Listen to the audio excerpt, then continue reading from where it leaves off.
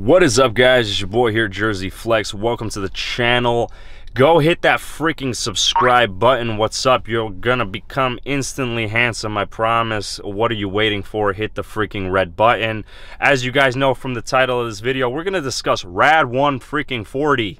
Okay, a very popular SARM that a lot of young adolescents seem to be using, asking me constantly about it because they know I've done it. And I will say, if I seem a little fired up right now, it's because I'm on trend. So that being said, it's kind of hard to make a video on a SARM, even though Tren on paper scientifically is actually an anabolic SARM. Fun fact. But it is a little bit difficult for me to make a video on RAD140 when I'm on Tren, because I kind of want to talk about Tren. But I will make this video for you guys and discuss, is it worth it? Is it worth it to take RAD140? Okay? Obviously, no, because I can't promote the usage of any kind of illegal thing here on the platform. But I will, you know, kind of explain what to expect and if it's on paper worth it. But without wasting any more of your time, go hit the subscribe button. We're gonna roll the freaking intro and get this video going. Boom. Maybe it's a new beginning, maybe it's the start of where it ends. I know there's no going back, and I'm loving the chase.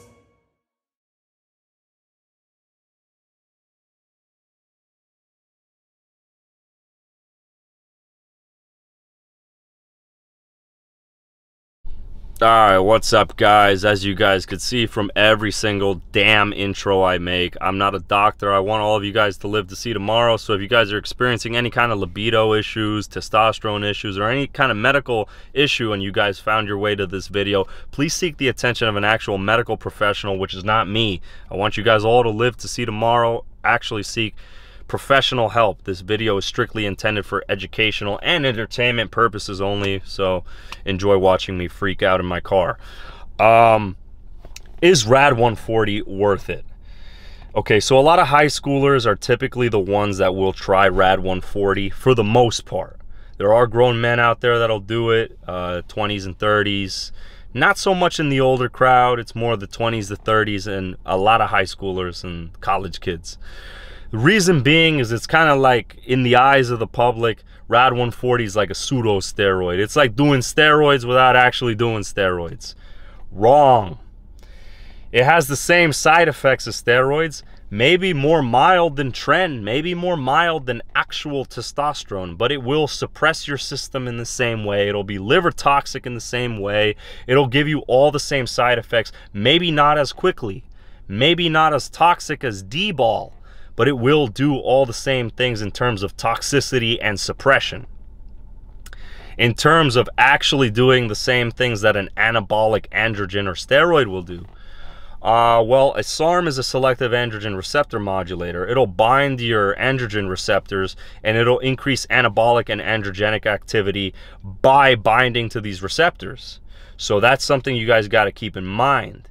It has similar effects to anabolic steroids, but it also depends on the person who's taking them, the genetics, the this, the that. So is it really worth it? Is it really worth it to receive all the same side effects as true anabolics? See, I can't really knock it because I too was one of those freaking knuckleheads that did RAD140 first. I tried SARMs first before I tried any actual anabolics. So I don't want to be some kind of a hypocrite out here. Yes and no. If this is truly, if the unnatural route, and again, I'm not suggesting the usage or recommending the usage of anything. By the way, I feel a slight tickle in my nose, so if at any given point I sneeze, I'll just try and cut that out of the video. Side note, completely nothing to do with what I'm talking about, but, and I'm also starting to sweat, and that's definitely from the trend. But if this is a route that you're truly going to go down, and again, I'm not recommending it. If the unnatural route, you truly don't give a crap about suppressing your symptoms and you've done your research, you really know what the RAD140 will do to you, okay, you know, and the list kind of goes on, and everybody's different. Some people, it'll suppress them more and faster than other people. Some people, it'll mildly suppress them for a little while, and it also depends on the dose and how long they stay on it. 8 to 12 weeks is what on paper says is the maximum. Always do less than that. What the max dose is, always do less than that. That's your safest bet to being healthy. Drink a lot of water. This stuff runs through your liver, kidneys, and all that kind of stuff. More so the liver.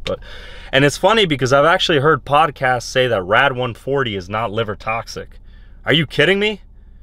Basically, this is like the rule of thumb. Whenever you hear that, that's bullshit. Any medication, any oral compound, anabolic and SARM, anything that is taken orally will generally be liver toxic, okay? That's where it becomes water soluble. Your liver is what converts it into being water soluble, and then it's excreted through the kidneys. So, you know, that's something to keep in mind. But like, bringing it back to the topic here, if you guys have done your research, you truly know what RAD140 will do to you, and you still think and see that it's worth it in your eyes, aside from the fact that you're probably a dumbass, then go for it. Freaking go for it. Who am I to be a hypocrite? I've used everything under the sun, except for like HGH and stuff like that. I've used most things, you know, just me being transparent to the viewership here. You know, who am I to be a hypocrite? But again, I will not promote the usage of it, and I don't recommend that you guys do it. But I'm just, it's tough to make a video on if something's worth it when you can't really promote the usage of it. So again, I advise that nobody does it. I recommend everyone stay natural, be healthy, be the best version of yourself. But at the end of the day, you guys got to look at the side effects and truly outweigh it in your head. Is this worth it to me? And if at the end of the day, your conclusion's still yes, then that decision is in your hands. Like I said, I can't promote it. But what can you really expect? I actually broke out on my back more than anything I've ever taken with RAD140. Why? Hand on Bible, I got no fucking idea, bro. I got no idea. RAD140 is the one compound that made me break out the most. And that's really strange, man. It's not even an androgen. You'd think testosterone would make me break out more than anything. It's really oily, you know, it's just a real primitive compound, makes you kind of smell bad when you sweat. You know, testosterone really gives you a pungent odor, makes you shit real hard, at least for me, you know. So it's kind of strange that RAD140 would be the one to put the nail on the head for me on that one. But RAD140 made my back break out. Some people say RAD140 makes them lose hair. To this day, you know, knock on wood, I haven't really had any compound make me lose hair. I got pretty good hairy ass genetics, I guess you could say.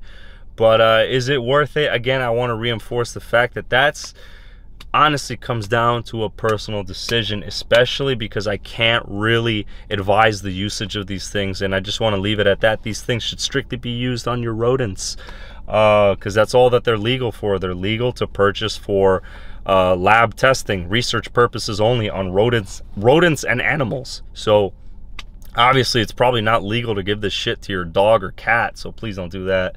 And also, it's just not morally right. But I think I've kind of spewed enough crap at you guys to really kind of be an eye-opener if it's worth it to you or not. So if you watch this video, hopefully you choose not to, but if you do, welcome to the dumbass club. I'm kind of a leader in that. So I love you guys. We're gonna roll the freaking outro before these trend sweats really get to me, because the AC is on in my car and I just keep sweating like a freaking horse. I love you guys. Let's roll the freaking outro. Boom.